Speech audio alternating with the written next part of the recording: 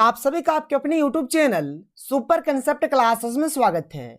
और आज के इस वीडियो में मैं आप लोगों को जैक बोर्ड टर्म 1 के political science, sociology, home science, computer science, psychology और फिलोसॉफी के सिलेबस के बारे में बताने वाला हूं। देखिए, अगर आप लोग बोलेंगे कि सर ये जो आप सिलेबस बता रहे हैं ये ऑफिशियल है, तो ये बिल्कुल भी ऑफिशियल नहीं है। देखिए, यहाँ पर मैंने कंक्लूजन निकाला है और बिल्कुल इसी तरह का हो रहा है। आप लोग वीडियो को देखिए, अगर अच्छा लगता है जिस तरह से मैं बता रहा हूँ सिलेबस, अगर आपको अच्छा लगता है तो आप कर सकते हैं, नहीं अच्छा लगता है तो छोड़ दीजिए, कोई इशू नहीं है। लेकिन मैं आपको बार बार बोल रहा हूँ ये ऑफिशियल नहीं है, बल्कि मैंने कंक्लूजन निकाला है और बिल्कुल ऐसे ही हो रहा है। यहाँ पर आप क्लास 11th के स्टूडेंट हैं तब भी आप इस वीडियो को देखिए, अगर आप क्लास 12th के स्टूडेंट हैं तब भी आप इस वीडियो को देखिए। लेकिन हमारा अभी जो मेन फोकस रहने वाला है क्लास 12th के ऊपर रहने वाला है। यहाँ पर मैं जो भी चीज बताऊंगा क्लास 12th के बेसिस पर बताऊंगा, क्योंकि अभी मेरे पास क्लास 11th का कुछ प्रूफ नहीं है। और जैसे ही मेरे पास प्रूफ आएगा तो मैं क्लास 11th के ऊपर भी अच्छे तरीके से बताऊंगा।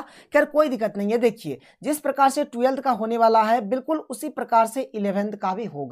तो आप बोलेंगे कि सर आपके पास क्या प्रूफ है, आपने क्या कंक्लूजन निकाला है, तो अभी हर एक चीज मैं आपको बताऊंगा।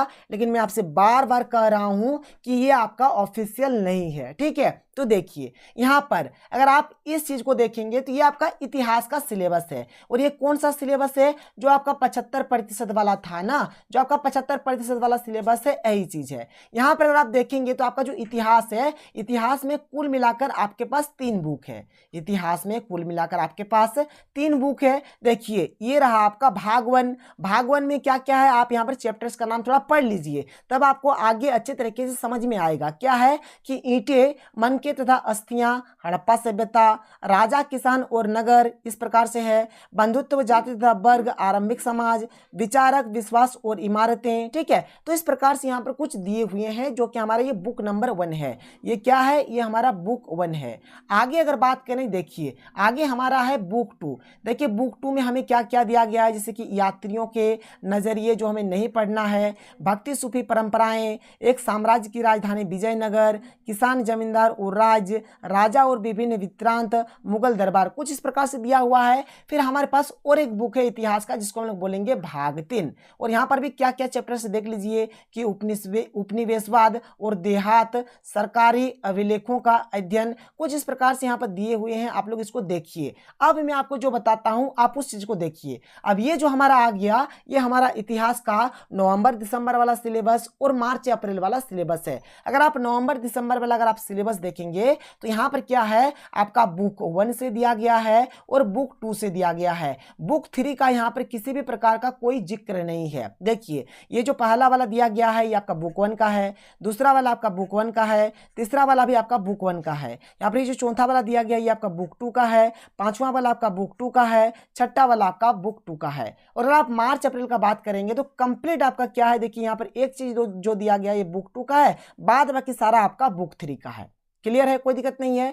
अब आप बोलेंगे कि सर ये चीज आप क्यों बता रहे हैं, अभी आपको पता चलेगा। थोड़ा सा सब्र रखिए, आप थोड़ा समझिए कि मैं आपको क्या समझा रहा हूं। देखिए आगे देखिए, भूगोल का बात करें तो भूगोल में यहाँ पर आपके पास करीबन शायद 2 बुक है, ठीक है। लेकिन यहाँ पर कुछ एक प्रैक्टिकल का भी यहाँ पर ऐड किया हुआ है। तो ये आपका एक पुस्तक का नाम है, यहाँ पर आप देख सकते हैं। इसको हम लोग बुक 1 मान लेते हैं, अभी फिलहाल इसको बुक 1 मान लेते हैं। और ये हमारा पुस्तक का नाम है मानव भूगोल के मूल सिद्धांत। आप देख लीजिए क्या क्या चैप्टर्स यहाँ पर पढ़ने हैं, थोड़ा बहुत आप इसको देखिए तब आपको अच्छे तरीके से समझ में आएगा। आगे देखिए, यहाँ पर फिर से आपके पास क्या है, यहाँ पर आपके पास एक बुक 2 है, इसको हम लोग बुक 2 मान लेते हैं। और ये हमारा क्या है कि जो हमारा ना प्रैक्टिकल वाला, तो प्रैक्टिकल वाला भी यहाँ पर कुछ दिया गया है। क्लियर बात समझ में आ रहा है? इसको हम लोग बुक नहीं मानेंगे, एक्चुअल में ये प्रैक्टिकल का है, ठीक है। तो यहाँ पर आपके पास 2 बुक है। अगर आप यहाँ पर नवंबर दिसंबर वाला सिलेबस देखेंगे तो जो यहाँ पर नवंबर दिसंबर में जो चीज दिया गया है केवल और केवल आपका बुक 1 से दिया गया है। आप देख लीजिए आंख फाड़ के।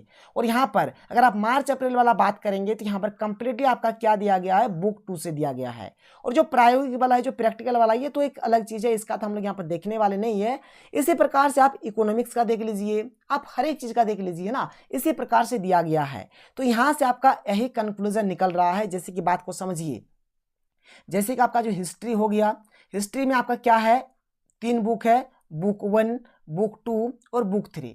तो देखिए हिस्ट्री में क्या हुआ है, ये जो 2 बुक है, बुक 1 और बुक 2, ये आपका दिया गया है नवंबर दिसंबर में।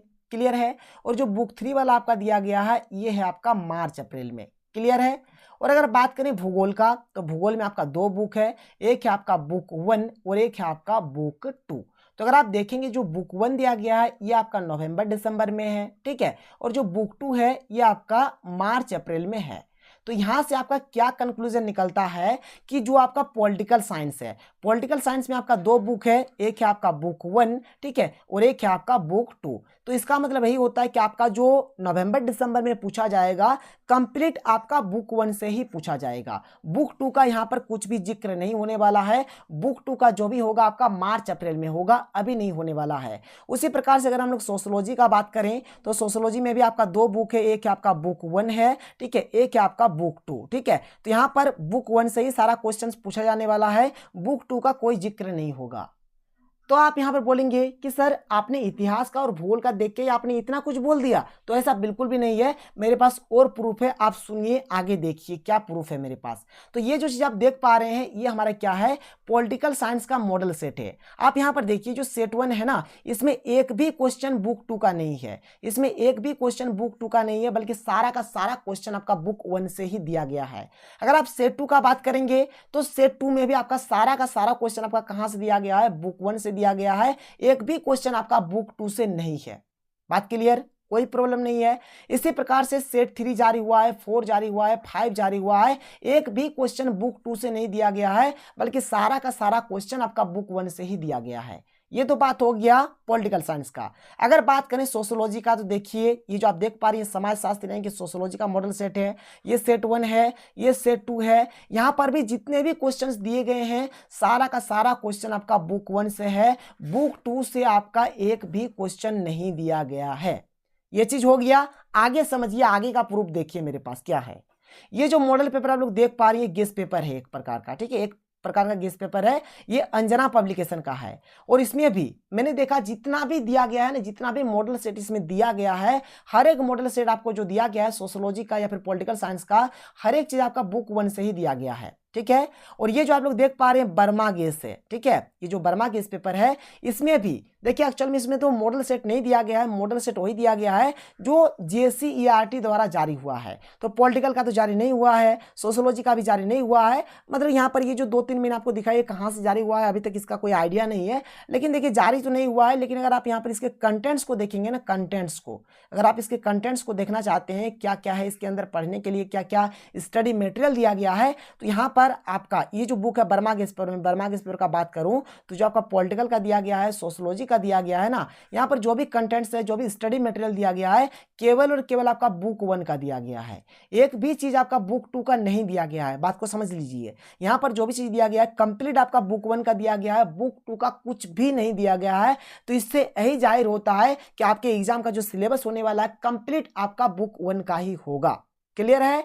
तो क्या होगा क्या नहीं होगा, आप लोग वीडियो पर बने रहें। जो बर्मा केस पेपर है इसमें क्या क्या स्टडी मटेरियल दिया गया है, किस बुक का दिया गया है, अभी मैं आपको दिखाता हूं, तब आप बोलिएगा कि सर आप सही बोल रहे हैं, एकदम बिल्कुल सही बोल रहे हैं। तो चलिए मैं आपको दिखाता हूं बर्मा केस पेपर।